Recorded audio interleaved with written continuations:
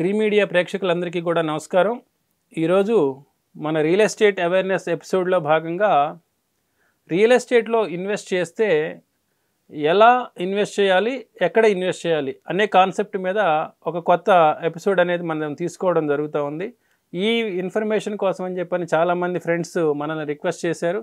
అంటే మేము ప్రాపర్టీ కొనాలనుకుంటున్నాం కానీ ఎలా కొనుక్కోవాలి, మా రిక్వైర్మెంట్ ఎలా ఫుల్ఫిల్ అవుతుందో అర్థం కావట్లేదు, దానికి కొంచెం క్లారిటీ ఇవ్వమని చెప్పని నాకు కొన్ని కాల్స్ చేయడం జరిగింది. దాని గురించి ఈ వీడియో చేస్తున్నాను మై డియర్ ఫ్రెండ్స్. అయితే జనరల్గా రియల్ ఎస్టేట్ నేనేమంటానంటే మనకి మార్కెట్లో అనేక రకాలైనటువంటి ఇన్వెస్ట్మెంట్ సెగ్మెంట్స్ ఉన్నాయి. వాటన్నిటిలో కూడా ది బెస్ట్ ఇన్వెస్ట్మెంట్ సెగ్మెంట్ అంటే రిస్క్ ఫ్రీ రివార్డ్ మోర్ అన్నట్టుగా రియల్ ఎస్టేట్లోనే అవకాశం ఉంది. అయితే ఈ రియల్ ఎస్టేట్లో ఇన్వెస్ట్ చేసేటప్పుడు కూడా మనం ఎలా ఇన్వెస్ట్ చేయాలి, ఎక్కడ చేస్తే మనకి ఎలా ఉంటుంది రిజల్ట్ అనేటువంటిది కనుక చూస్తే జనరల్గా మనం ఇన్వెస్ట్మెంట్స్ అనేది ఒక 4-5 రకాలుగా చేస్తుంటాం.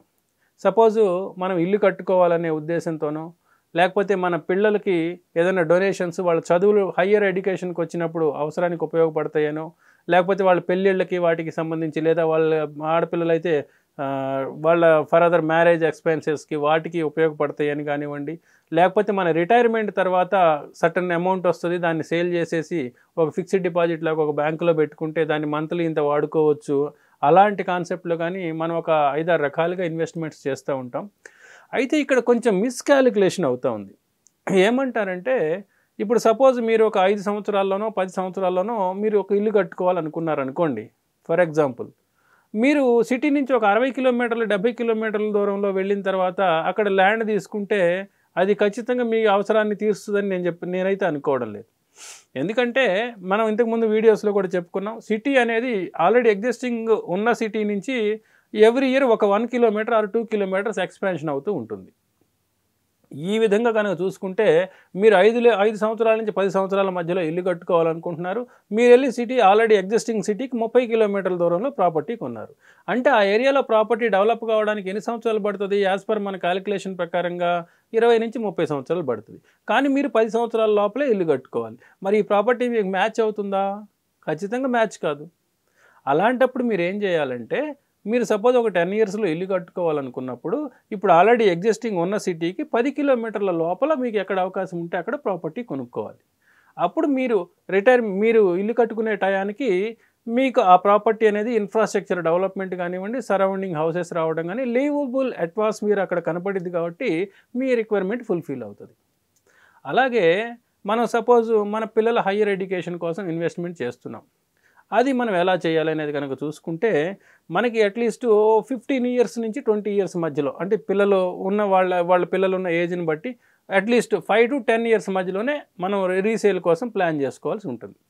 అంటే అట్లాగని చెప్పని మనం ఎక్కడికో సిటీ నుంచి ఒక 70 కిలోమీటర్లో 80 కిలోమీటర్లకు వెళ్ళి మన దగ్గర ఉన్నటువంటి చిన్న అమౌంట్ అక్కడ ప్రాపర్టీ దొరుకుతుంది, అక్కడికి వెళ్ళి కొనుక్కుందామని చెప్పానంటే ఒక 10-15 సంవత్సరాల్లో సిటీకి 70 కిలోమీటర్ల దూరంలో అలాంటి వ్యాస్ట్ డెవలప్మెంట్స్ రావడం కానీ, మనం ఇన్వెస్ట్మెంట్ చేసిన దానికి మంచి రిటర్న్స్ రావడానికి అవకాశాలు చాలా తక్కువగా ఉంటాయి.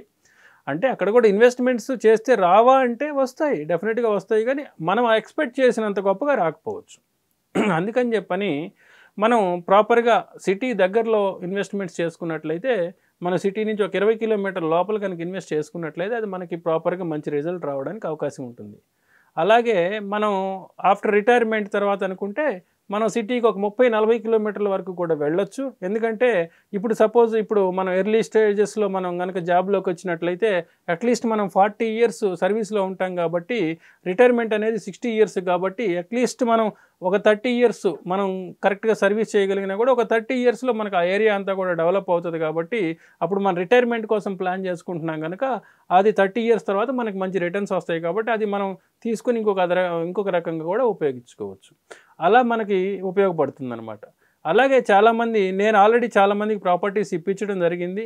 వాళ్ళు ఆల్రెడీ నాకు చెప్పడం, వాళ్ళ పిల్లల మ్యారేజెస్కి వాటికి నన్ను ఇన్వైట్ చేయడం, నేను అక్కడికి వెళ్ళడం, వాళ్ళు చాలా సందర్భాల్లో చాలా ఎమోషనల్గా ఫీల్ అయిపోయి, సార్ మీ దగ్గర కొనుక్కున్న ప్లాట్ నేను మా పాపకి డౌరీగా ఇచ్చానను, లేకపోతే నేను గిఫ్ట్గా మా బాబుకి ఇచ్చానని చెప్పి వాళ్ళు ఒక రకమైనటువంటి హ్యాపీ మూడ్లో మనతో షేర్ చేసుకుంటూ ఉంటే అది కూడా మనకు హార్ట్కి ఎక్కడో టచ్ అవుతూ ఉంటుంది.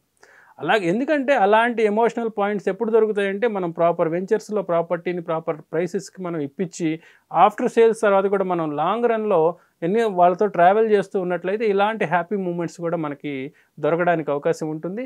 డెఫినెట్గా మంచి మీడియేటర్స్ అంటే ఐ మీన్ మార్కెటింగ్ పర్సన్ని మీరు చూస్ చేసుకోండి, మంచి కంపెనీని చూస్ చేసుకోండి, ప్రాపర్ లీగల్గా ఉండే ప్రాపర్టీస్ని మీరు పర్చేజ్ చేసుకున్నట్లయితే మీ భవిష్యత్తుకి హ్యాపీనెస్ అనేది ఇస్తుంది అనేది చెప్పడంలో there is no second thought at all. అలాంటి సలహాలు కానీ మీరు ఏదైనా ఇన్ఫర్మేషన్ కానీ కావాలంటే కింద ఇచ్చినటువంటి డిస్ప్లేలో ఉన్న నెంబర్ని మీరు కాంటాక్ట్ చేస్తే మీకు అలాంటి సలహాలు అలాగే ఇన్ఫర్మేషన్ దొరుకుతుంది. Thanks for watching.